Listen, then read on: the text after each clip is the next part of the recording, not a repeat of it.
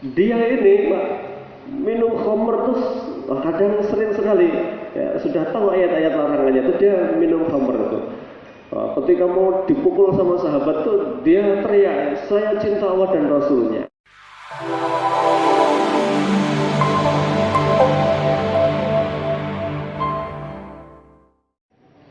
Assalamualaikum warahmatullahi wabarakatuh.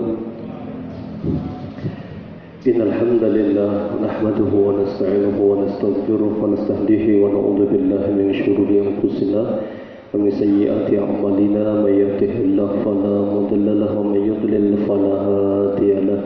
Asyhadu an la ilaha illallah wahdahu la syarika lahu wa asyhadu anna Muhammadan abduhu wa rasuluh la nabiyya wa la rasula ba'dahu.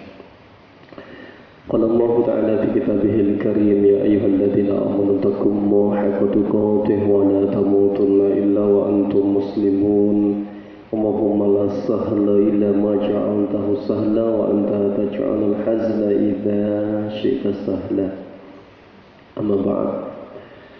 Para jamaah kajian Bapak Ibu yang berbahagia, kita bersyukur kepada Allah kembali dimudahkan hadir di majelis ilmu. Semoga jadi majelis yang mubarak, penuh berkah, dimudahkan untuk memahami, dimudahkan untuk mengamalkan. Amin. Melanjutkan tema kemarin, surat Ali Imran 159 sampai 164. Kemarin baru 159 ya. Menyambung, saya ulang sedikit. A'udzubillahi minasyaitonirrajim. Ini tentang sifat lemah lembutnya Nabi, dan ini menjadi satu modal utama ya bagi siapapun itu, bahwa berkata lembut, tidak pendendam, mudah memaafkan kesalahan orang, itu semuanya kunci pergaulan yang baik. Sebaliknya, ucapan yang menyakitkan, hati yang penuh dendam, susah memaafkan orang lain, egois, nah itu kunci nggak punya teman pokoknya ya. Ini Allah yang ngasih petunjuk, makanya Allah sampaikan, fabima rahmatin minallahi linta lahum, maka dengan rahmat Allah lah hatimu menjadi lunak, kamu menjadi lunak dengan sahabatmu. Ini berarti langsung Allah khitabnya kepada Rasulullah. Walau kunta faddan ghalidhal qalbi lan faddu min hawlik.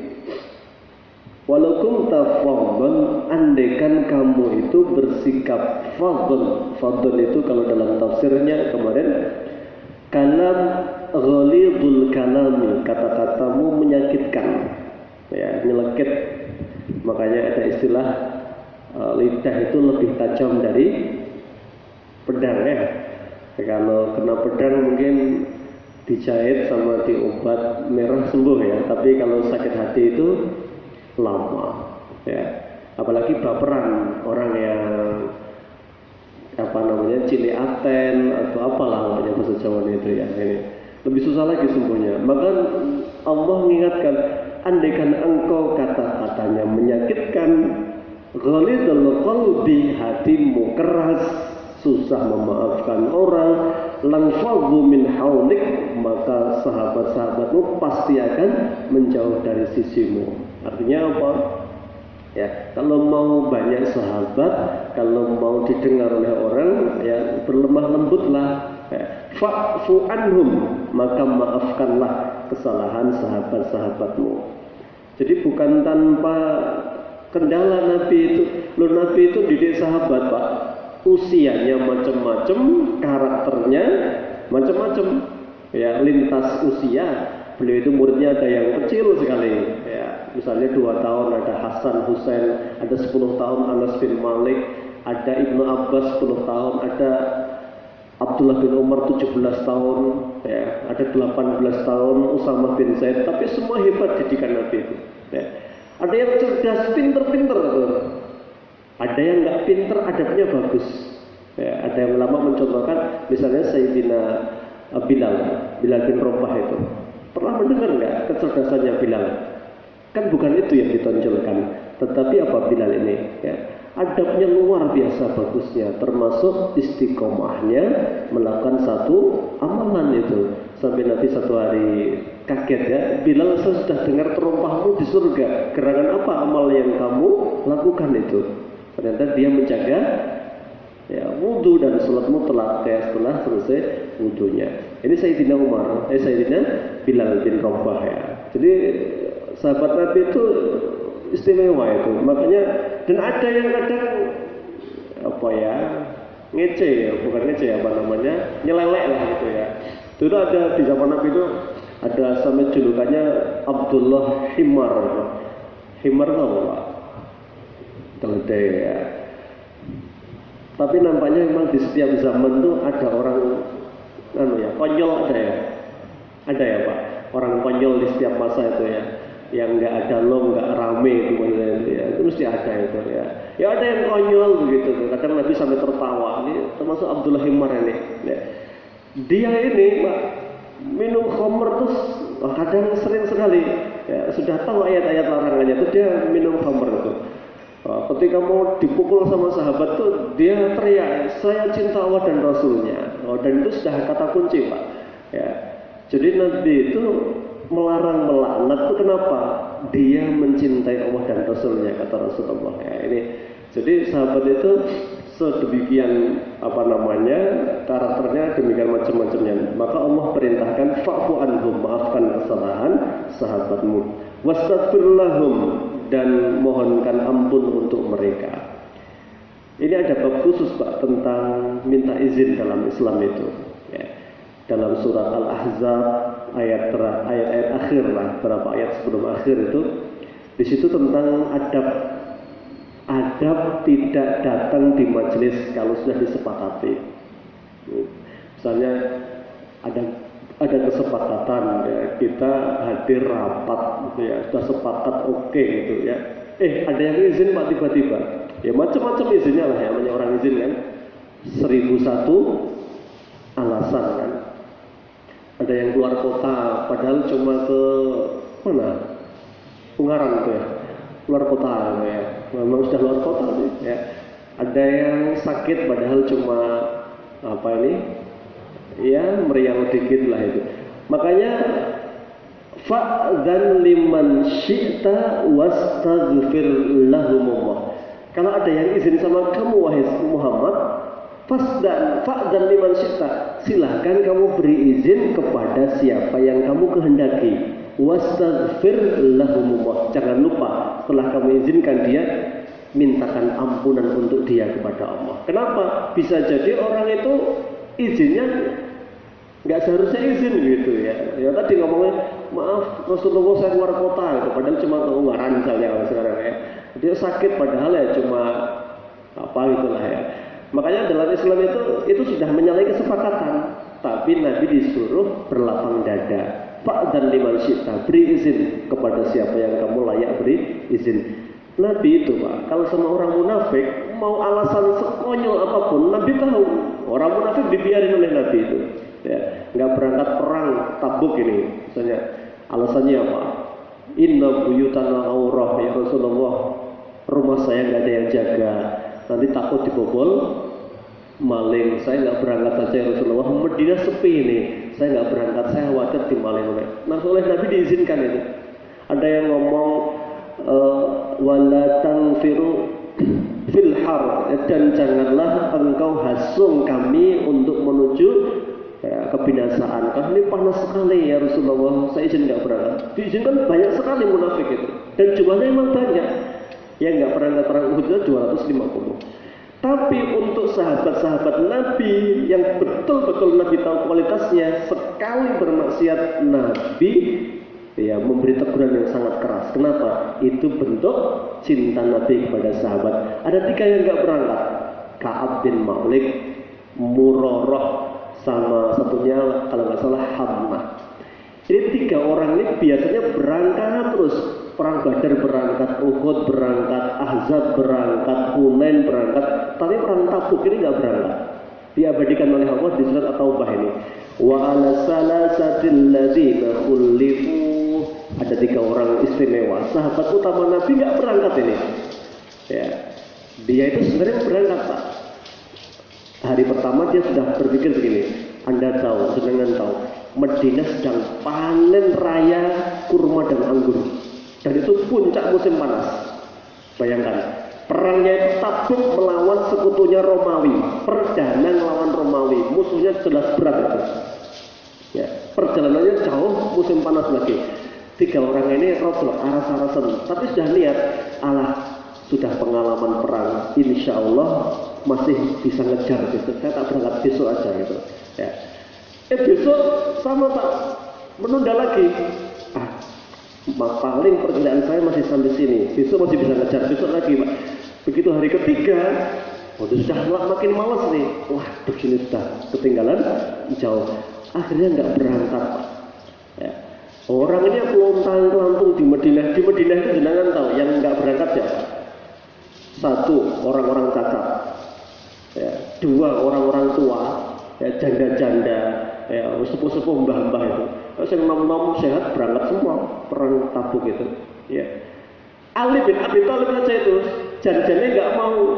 Nabi kan punya kebiasaan kalau berangkat perang disisakan 1 pemimpin ngurusi Madinah. Ali bin Abi Thalib itu protes artinya, ya Rasulullah, apa nggak ada yang lain? Ya. Ali kan petarung Pak itu. Ya, wong 2/3 ya, yang mati itu 70 dari yang mati perang Badar itu dibunuh oleh Ali bin Abi Thalib, sepertiganya, maaf, di medan Badar. Itu sudah cukup jadi catatan betapa hebatnya Ali. Mbok jo aku, ya sopong lah sing ora pinter-pinter perang saja. Ya. Oleh Nabi dikatakan, wahai Ali, tidakkah kamu ridho sebagaimana Harun menggantikan kedudukan Musa? Tapi tidak ada Nabi setelahku. Baru Ali bin Abi Thalib mau Pak. Ya. Nah 3 orang ini akhirnya nggak berangkat betul. Begitu Nabi punya kebiasaan, ini terkait masalahnya saya bahas. Begitu Nabi perang itu kebiasaan beliau masuk masjid sholat 2 rakaat nunggu siapa yang mau mengungkapkan alasannya kok kemarin nggak berangkat perang itu. Nabi apal semua sahabat-sahabat itu. Ditunggu sama Nabi. Iya. Munafik itu macam-macam alasannya itu. Begitu 3 orang ini sudah ngantri, sudah tiba di depan Nabi, dia ngomong, saya tidak mungkin bohong dalam hati ini. Ya. Kalaupun saya bohong, mesti dibongkar oleh Allah, disampaikan malaikat Jibril, akan disampaikan kepada Rasulullah. Wes, akhirnya dia nggak punya alasan. Ya Rasulullah, kami nggak berangkat dan kami nggak punya alasan. Ya, sudah kata Nabi, tunggu hukumannya untuk kalian. Ya, dihukum itu. Apa hukumannya? Ya, kepada 3 orang ini, ya, kepada Ka'ab, kepada Hamnah, kepada Murrah misalnya. Ya, mulai hari ini sampai waktu tak terbatas dilarang bicara kepada 3 orang ini, diboikot. Ya. Tidak boleh mengucapkan salam, tidak boleh jawab salam, ketemu tidak boleh negur, bicara 1 patah kata pun tidak boleh. Ya. Itu sehari 2 hari nggak apa-apa Pak itu. Ya. Ka'ab yang cerita itu, saya itu berusaha duduk setiap sholat di belakang Nabi. Saya duduk dengan tegap biar Nabi menyapa saya. Tapi setiap pandangannya ke mata saya, Nabi langsung mempalingkan. Setiap saya mengajukan tangan tidak pernah disambut oleh Nabi. Salam tidak dijawab. Seminggu berikutnya, Nabi kasih perintah lagi. 3 istri orang-orang ini segera tinggalkan rumah, kembali ke orang tua masing-masing. Ya, makin sempit nggak Pak dunia? Ya, tadinya masih bisa lah ngobrol sama istri, ya, lumayan ya, ada penghibur. Ya. Ini belum ada HP Pak. Ini boykot ada HP, ada kuota wis ora urusan ya. Dunia tak selebar Madinah ya, selebar dunia. Nah, zaman sekarang bocah-bocah itu ya betah di kamar kan, apa itu generasi rebahan. Yang menghabiskan waktu di kamar tidur itu. Ya. Ini nggak ada, pokoknya nggak hubungan dengan satu kota itu. Hatta idza dhaqat alaihimul ard, sampai bumi itu terasa sempit sekali. Ya. Pekan berikutnya lagi diumumkan oleh Nabi, budak yang dimilikinya segera tinggalkan rumah 3 orang ini. Makin sempit dunia ini. Ya. Dan 3 orang ini tidak boleh komunikasi satu dengan yang lainnya. Ya. Jadi di puncak di boikot itu tiba-tiba ada Raja Ghassan, ini orang kafir. Dia tahu situasinya sedang tidak menguntungkan. Maka Raja Ghassan itu nulis surat untuk Ka'ab bin Malik. Ka'ab, saya tahu jasa-jasamu kepada Islam dan Muhammad.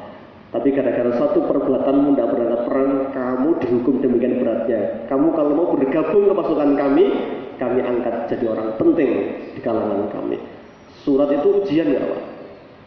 Ujian yang berat sekali itu. Di saat di sini diboikot ada tawaran menggiurkan. Ini kalau putu loncat Pak, sudah itu. Ya, di ibarat kata itu dikunjungi sidik itu pindah ya, dikasih jelas itu ya. Ini disobek surat ini ujian tidak kalah berat lagi. Ya. Sampai sudah Pak, bayangkan itu, Nabi itu melengos ketemu itu. Baru di hari ke-40, ya subuh pagi Nabi umumkan, hari ini boikot kita untuk 3 sahabat ini oleh Allah dibuka. Allah sudah memaafkan 3 kesalahan ini. Masya Allah, hujan tangis Madinah pagi itu. Nabi memeluk 3 orang sahabatnya ini, yang lainnya memberikan selamat. Ya, ini terjadi diabadikan di dalam surat At-Taubah. Artinya apa? Islam ini oleh Rasul itu sebuah tarbiyah bahwa untuk orang-orang istimewa itu Nabi betul-betul apa? Menjaganya, termasuk jangan dibiasakan tadi izin yang nggak penting tadi itu. Ya. Nah, makanya saya kira ayo dibiarkan sama Nabi kayak orang apa itu munafik itu sekian memang munafik itu kelakuannya kan. Karena yang tahu munafiknya kan hanya Nabi sama Hudzaifah. Itu Yaman yang punya daftarnya ini. Nanti sepeninggal Nabi, orang Madinah itu kalau mau nyolati itu nunggu Hudzaifah. Kalau Hudzaifah sholat berarti aman ini. Ya. Kalau Hudzaifah nggak nyolati berarti yang kemungkinan munafik, maka nggak mau nyolati ini. Ya. Karena yang mungkin rahasianya Hudzaifah ibnu Yaman. Ini nyambung dengan cerita kaitan dengan ayat ini. Fa'fu anhum wastaghfir lahum wasyawirhum fil amri. Ajaklah mereka untuk bermusyawarah. Ini sudah dibahas sedikit ya. Wasyawirhum fil amri itu karena walidzalika karena Rasul sallallahu alaihi wasallam yusyawiru ashabahu fil amri idza hadatsa tatiban liqulubihim ya liyakuna ansyaqu lahum fima yaf'alunahu.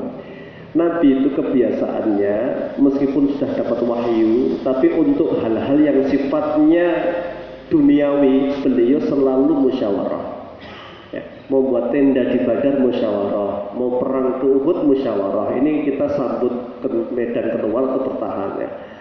Mau melindungi Madinah ini diserang oleh pasukan koalisi untuk bertahan musyawarah. Akhirnya idenya siapa? Salman Al-Farisi yang dipakai ya. Padahal itu belum pernah ada di Jazirah Arab saat itu. Fa idza azamta fatawakkal 'ala Allah, dan kamu kalau sudah azam melakukan sesuatu, tawakallah yang sempurna kepada Allah. Ini Pak. Jadi kuncinya umat Islam itu dalam ayat ini ya, kunci suksesnya Nabi dalam mendidik sahabat itu apa? Musyawarah, berlapang dada, dan kalau sudah disepakati bulat sudah tawakal kepada Allah. Ada contohnya ini. Pas perang Uhud itu Nabi pengennya defensif, pengennya enggak keluar, pengennya perang kota. Ya, karena Nabi awalnya pengen begitu, tapi karena sahabat-sahabat itu semangatnya luar biasa, terutama yang muda-muda itu, yang kemarin nggak berangkat di Medan Badar karena nggak lolos seleksi karena masih 14 tahun. Ada Abdullah bin Umar, ya, ada Abdullah bin Abdullah bin Amr bin As, ya. Ada anak-anak kecil di kalangan sahabat itu nggak bisa berangkat itu, ya. Maka karena nggak bisa berangkat itu, mereka nangis itu. Maka begitu mendengar ada perang Uhud, Nabi awalnya ngajak bertahan. Anak-anak muda itu nggak mau. Kita sambut keluar ya Rasulullah, biar musuh apa? Ya ibaratnya itu apa? Siwar ya. Siwar itu ya apa nih? Ya perang apa namanya? Untuk menggetarkan itu ya. Biar musuh itu tahu bahwa ini mentalnya mental petarung itu, maka keluarlah. Nah sudah tinggal berangkat keluar itu, Ada sahabat yang nggak enak hati nih, terutama yang dorong-dorong tadi. Ya Rasulullah, kalau keluar ini agak terpaksa karena saran kami cabut saran kami, kita bertahan aja di Madinah. Oleh Allah dia katakan, fa idza azamta fatawakkal 'ala Allah. Kamu kalau sudah musyawarah mufakat, sudah tawakal, tinggal doa kepada Allah. Kan rapatnya sudah, sepakatnya sudah, ya sudah jalankan sambil banyak doa kepada Allah. Dan ini kunci ya untuk keberhasilan. Innallaha yuhibbul mutawakkilin. Allah mencintai orang-orang yang tawakal kepadanya. Makanya ya orang bisa aja membalik, Pak. Doa dulu atau ikhtiar dulu? Jenengan. Ikhtiar baru doa atau doa baru ikhtiar atau ikhtiar sambil doa. Ya, ibarat orang ini mikir saya apa aksi dulu. Ya. Ya, atau aksi dulu pikir kari gitu. Ya ini ya macam-macam yang namanya orang mana itu. Tapi orang Islam itu memang begitu. Tawakal yang sempurna itu adalah tawakal yang sempurna itu ba'dal ikhtiar. Ya. Makanya ketika ada sahabat sholat asar, ketika itu masuk masjid bawa onta, kemudian dia salah memaknai makna tawakal itu. Ontanya itu nggak digencar. Ibarat jenengan motornya itu nggak dikunci, taruh aja di situ ya. Ketika diberitahu, lo ini memang takdirnya nggak hilang ya, insya Allah nggak hilang. Tapi kalau takdirnya hilang, ya hilang itu. Anda itu salah makna tawakal, kata Sayyidina Umar ya. Anda ikat dulu ontanya, kemudian pasrahkan kepada Allah. Kalau itu Allah berkehendak hilang, ya itu sudah menjadi kehendak Allah. Tapi kamu sudah melakukan apa? Ikhtiar yang terbaik, tawakal kepada Allah. Lo belum tentu Pak, nah, sudah tawakal itu mesti sukses. Buktinya perang Uhud itu sudah tawakal, kalah atau menang? Kalah kan? Tapi kan ada sebabnya nanti kenapa kalah itu dibahas juga di ayat berikutnya ya. Ini jadi para jamaah yang dimuliakan Allah, tawakal itu sempurna. Makanya pernah mendengar hadis tentang ruqyah. Ruqyah. Nabi bersabda begini, "Uridat 'alayyal umamu fara'aitu nabiyya ma'ahu wahid wa laisa ma'ahu ahadun bahkan wa ra'aitu." Dan kemudian saya ditampakkan, saya melihat ada ar-rahtu, jumlah yang agak banyak. Kemudian saya melihat jumlah yang lebih banyak lagi. Itu Nabi Muhammad cerita, saya ditampakkan kafilahnya para nabi. Ada nabi itu nggak dapat pengikut satupun. Jadi dakwah itu nggak ada pengikutnya, Pak. Bayangkan itu. Ada pengikutnya yang satu saja itu, si jinur, saktir. Ya dia bangkit bersama nabinya itu, dibangkitkan umatnya bersama nabinya itu. Satu aja itu. Ada yang dapat 9, ya. Ada yang dapat jumlahnya banyak dan saya kira itu umat saya. Tapi Jibril mengatakan, hadza Musa wa qaumuhu min bani Israel. Ini Musa bersama bani Israel. Setelah lewat habis, di belakangnya ternyata lebih besar lagi. Kemudian Jibril mengatakan, hadza qaumuka. Ini adalah umatmu. Wa ma'ahum sab'una alfan yadkhulunal jannah bighairi hisab wala adab. Dan bersama kafilah ini ada 70.000 yang dijamin oleh Allah. Dari jumlah yang banyak itu ada 70.000 yang dijamin oleh Allah tidak akan mendapatkan apa? Pertanyaan ya. Yadkhulunal jannah bighairi hisab, tidak akan ditanya, tidak akan ditimbang amalnya, langsung masuk surga. Begitu bersabda ini Nabi langsung masuk kamar ya. Akhirnya sahabat tebak-tebakan, sopoyo gitu ya. Ada yang nebak, barangkali itu ya orang-orang yang mati syahid ya.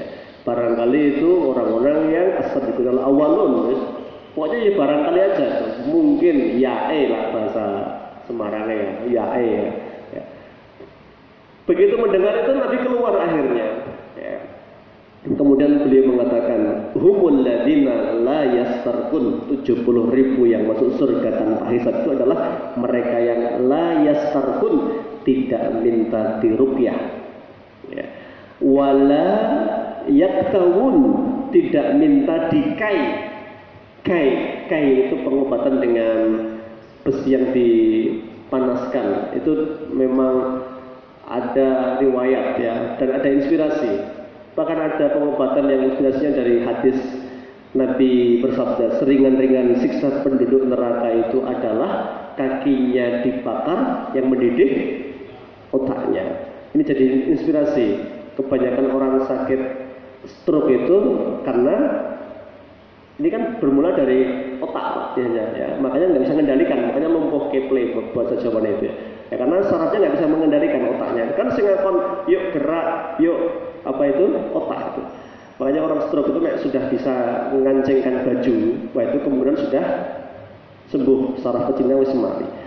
Nah, saya pernah lihat itu orang stroke itu, ini pengobatannya harusnya kakinya itu, telapaknya itu diselomot pakai besi, biar otaknya bukan umum, urip gitu ya, otaknya apa namanya, gerak lah gitu ya. Karena sarafnya memang, hadisnya memang begitu, hadis itu kan begitu. Tapak kaki yang nginjak bara, kenapa yang kebakar bukan polok, bukan ininya, mata kakinya, bukan dengkulnya, tapi kebakar kok otaknya. Loh, ini ada apa begitu kan? Ya, nah, orang cerdas itu soal mikirnya out of the box ya.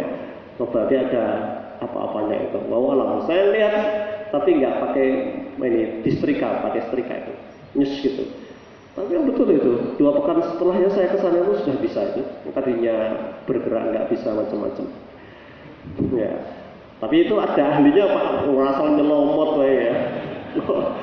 Asal dinyos malah tetanus bocor ya. Ya, ini ada ilmunya itu. Ya, saya pakarnya lah, saya nggak mudeng. Tapi saya lihat sendiri itu memang saya nggak hoax ini karena itu teman saya lihat sendiri dari lumpuh nggak bisa apa-apa. Kemudian 2 pekan berikutnya sudah bisa duduk, sudah bisa makan, meskipun masih tangannya diangkat. Tapi memang setrika itu ini ya, kakinya dinyos gitu ya. Ya, tapi ada ilmunya. Saya kan nonton rock gitu. Ya. Tadi sampai mana tadi? Ya, oke ya. Yang tidak minta dikait, ya kata Nabi.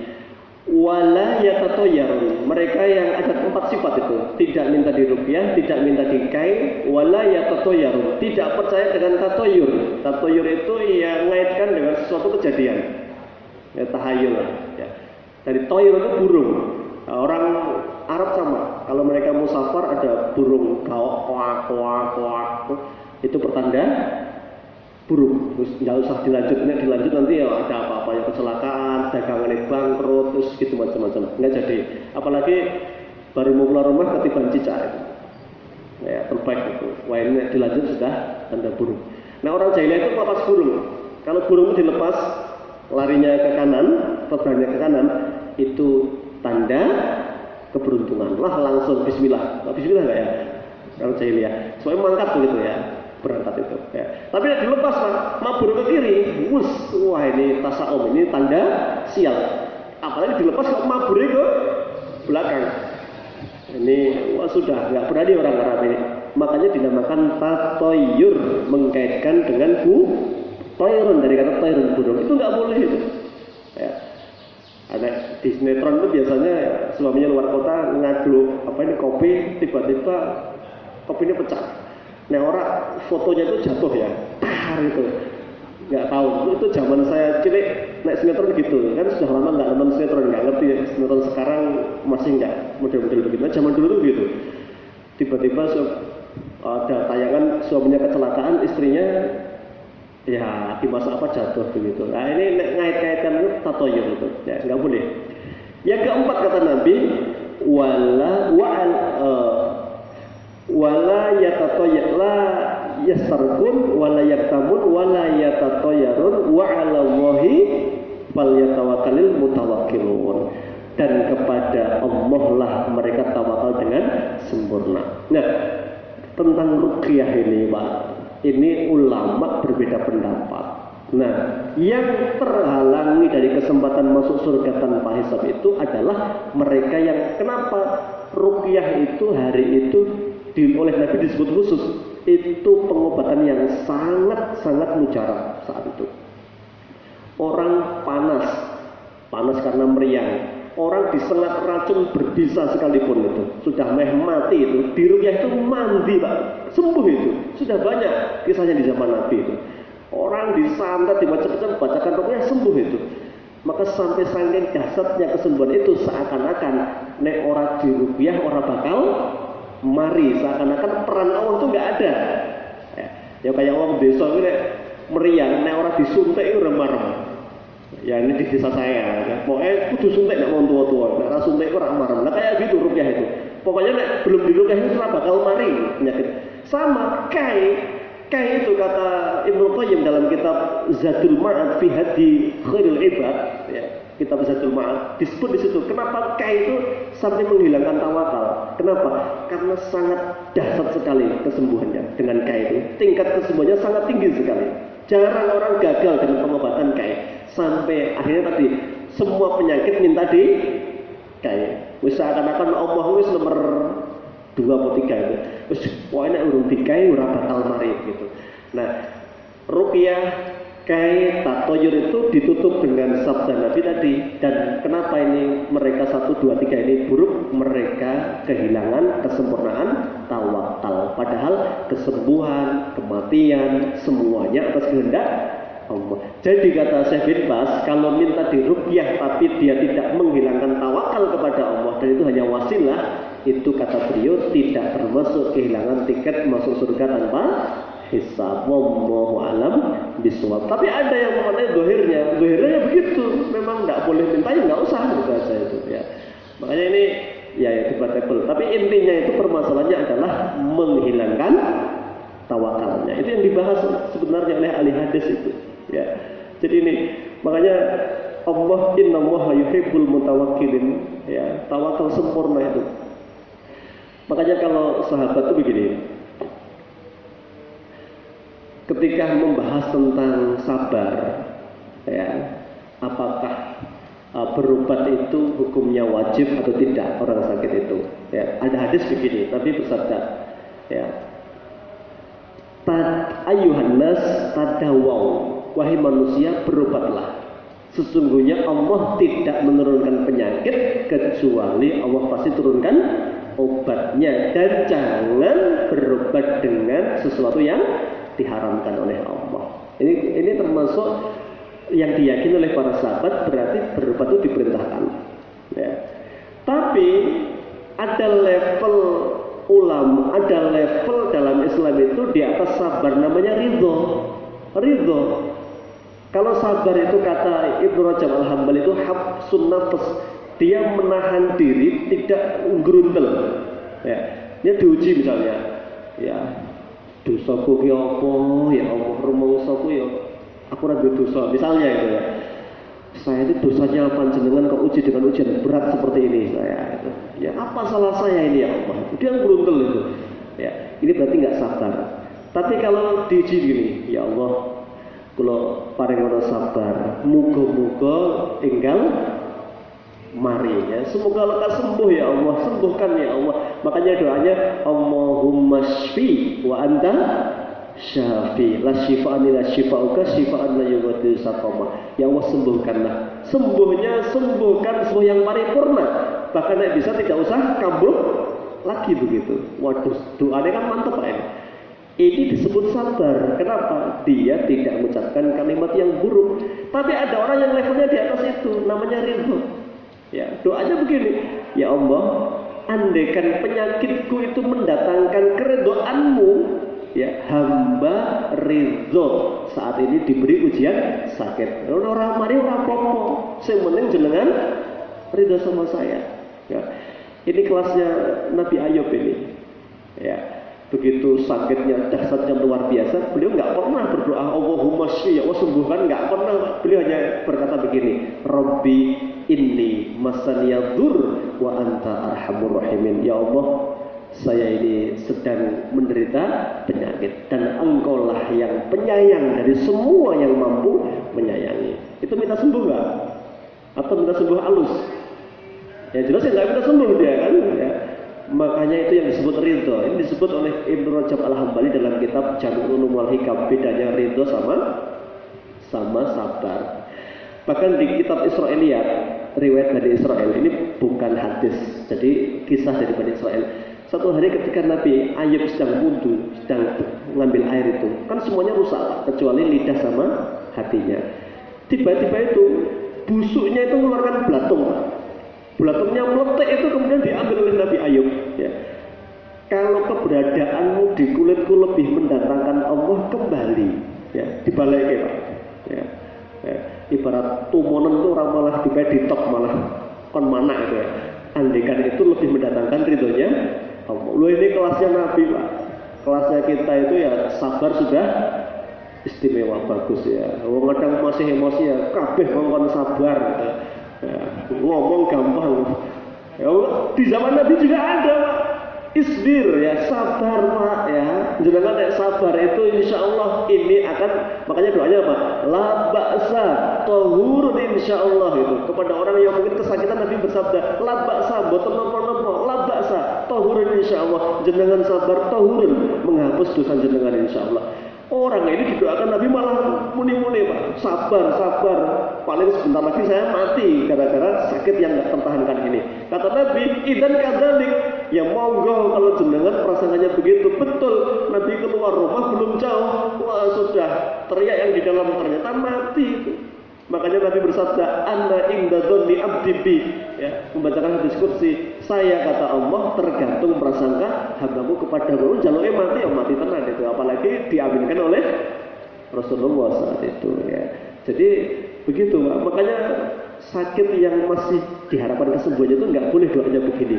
Ya Allah, matikan saya saja. Kalau kematian itu lebih baik bagi saya. Nggak boleh doa begitu. Boleh doa begitu. Itu nek dokter sudah angkat tangan. Ya. Dokter ilmunya wis entek misalnya. Ya. Harapan hidupnya wis nipis. Ini orang mati-mati Pak. Ya. Kan ada orang itu. Koma itu begini ada gerakan lutut tapi sudah nggak bisa apa-apa itu, senentek-entek biaya. Nah itu nek sudah begitu boleh pakai doa ini, Allahumma tawaffathu in kanatil wafat khairun lahu. Ya Allah, matikan saja dia kalau kematian itu lebih baik baginya, dan hidupkan dia kalau kehidupan itu lebih baik bagi dirinya. Tapi nek masih harapan hidupnya masih tinggi, nggak boleh doa itu. Doanya harus optimis, ya Allah sembuhkan saya. Ya, Allahumma syfi wa anta syafi. Itu Islam punya rambu-rambunya.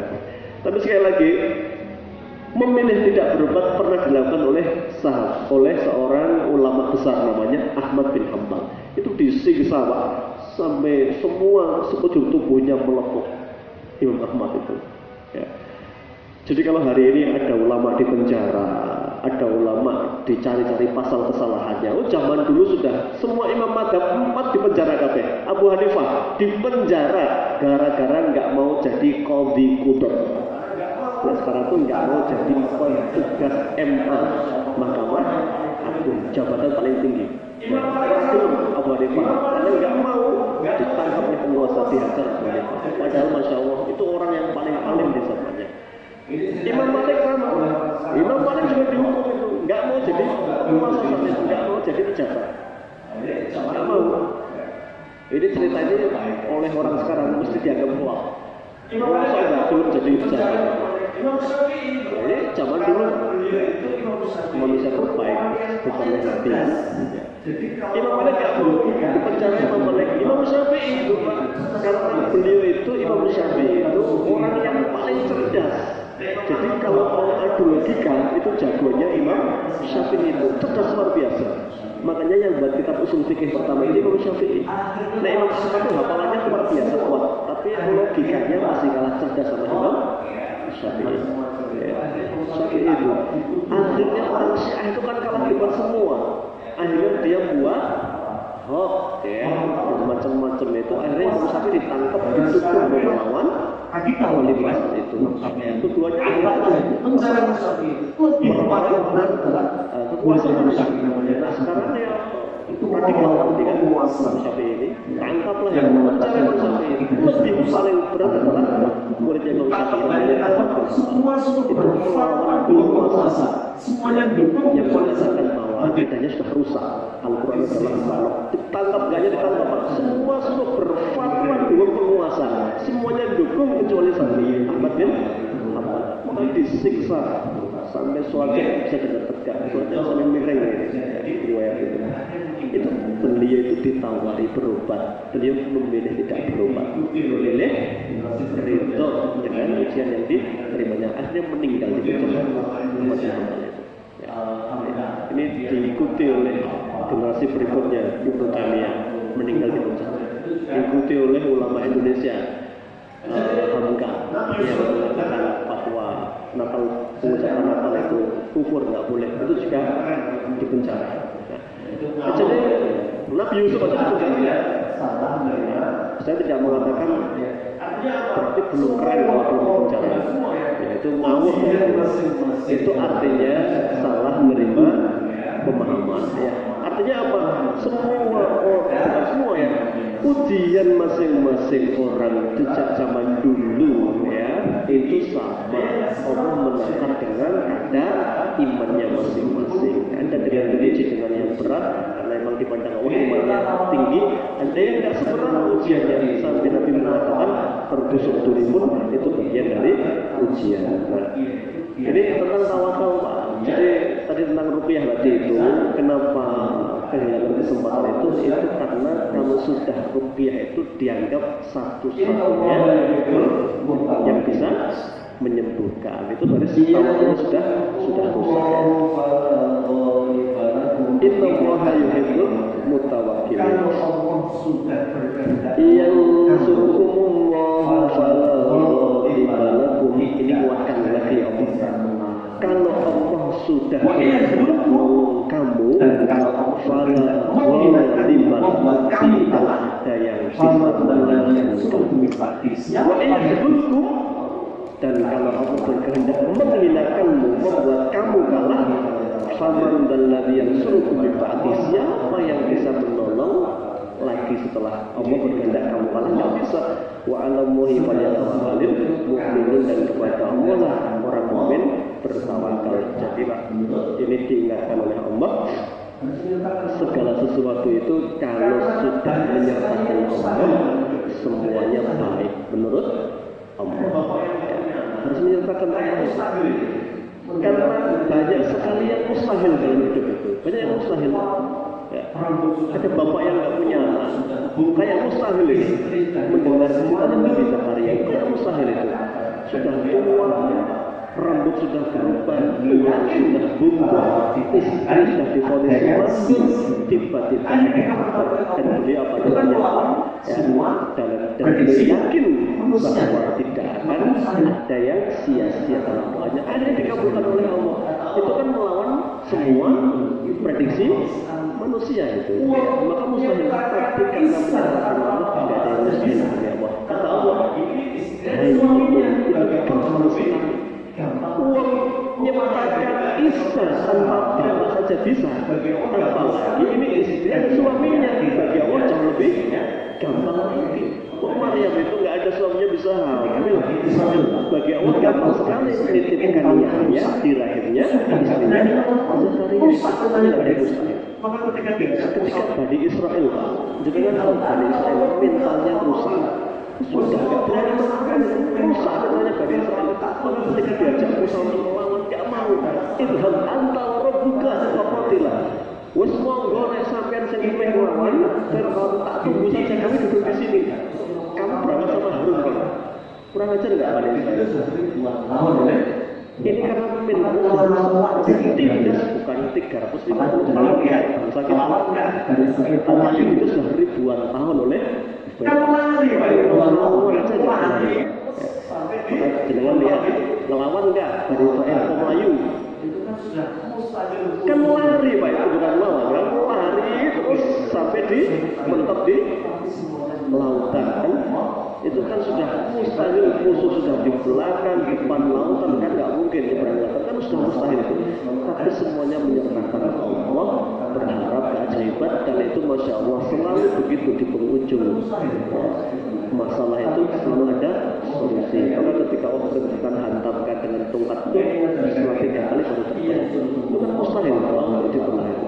Tapi kata menyertakan Allah tidak ada yang mustahil. Maka ini mengajarkan kita yang suruh Allah fala ghaliba. Ya, kaitkan semuanya dengan Allah. Apapun minta itu nggak ada yang tidak dimiliki Allah. Jangan itu Allah maha mampu atas setiap semuanya. Ya, permintaan kita. Surganya Allah itu nikmatnya itu seluas laut yang ada, dan dunia itu bagi Allah kecil sekali, tapi sudah kuat ya bermanusia. Apalagi ketika orang tujuan hidupnya hanya mengejar dunia, bagi Allah sangat berikan ya. Itu Bapak Ibu jamaah yang dimuliakan Allah, menyertakan Allah dalam setiap permintaan, dalam setiap masalah itu serta berikutnya nanti ayat 100 ya. Ini baik, sudah berikutnya nanti ayat 161 maka Nabi Ayyadullah. Ini bahas tentang hulul itu ngambil harta rampasan perang zaman dulu, tapi di sini ternyata dalam Tafsir Ibnu Katsir bahas banyak tentang mengambil sesuatu yang bukan miliknya, termasuk korupsi, termasuk di sini dibahas tentang nyerobot tanah, geser papan, coba ya, nambah setengah meter berapa itu, ya berapa senti itu ternyata dibahas dengan keras sekali oleh Rasulullah bahwa itu sebejat-bejatnya hulul itu adalah mengambil tanah yang bukan miliknya, teman-teman. Ini dibahas Allah di pertemuan yang akan datang. Kurang lebihnya mohon maaf, kita tutup dengan